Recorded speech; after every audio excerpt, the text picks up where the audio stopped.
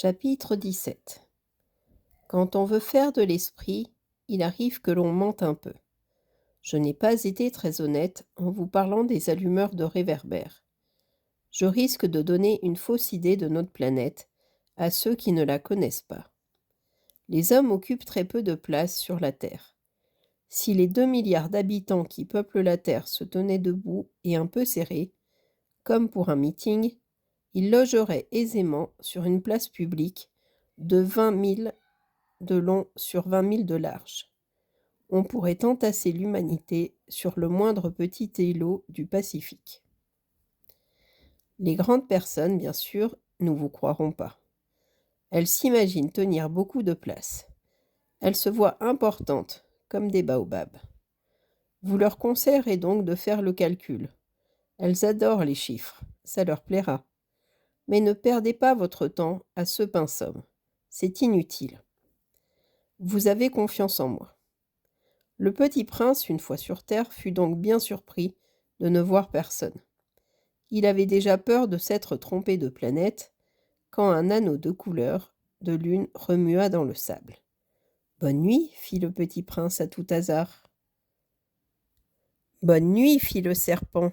« Sur quelle planète suis-je tombé ?» demanda le petit prince. « Sur la terre, en Afrique, répondit le serpent. « Ah, il n'y a donc personne sur la terre. Ici, c'est le désert. Il n'y a personne dans les déserts. La terre est grande, dit le serpent. Le petit prince s'assit sur une pierre et leva les yeux vers le ciel. Je me demande, dit-il, si les étoiles sont éclairées, afin que chacun puisse un jour retrouver la sienne. Regarde ma planète, elle est juste au-dessus de nous. Mais comme elle est loin, elle est belle, dit le serpent. Que viens-tu faire ici ? J'ai des difficultés avec une fleur, dit le petit prince. Ah, fit le serpent, et ils se turent. Où sont les hommes ? Reprit enfin le petit prince. On est un peu seul dans le désert. On est seul aussi chez les hommes, dit le serpent.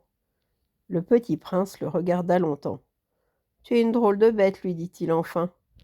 Mince, comme un doigt. Mais je suis plus puissant que le doigt d'un roi, dit le serpent. Le petit prince eut un sourire. Tu n'es pas bien puissant, tu n'as même pas de pattes. Tu ne peux même pas voyager. Je puis t'emporter plus loin qu'un navire, dit le serpent. Il s'enroula autour de la cheville du petit prince, comme un bracelet d'or.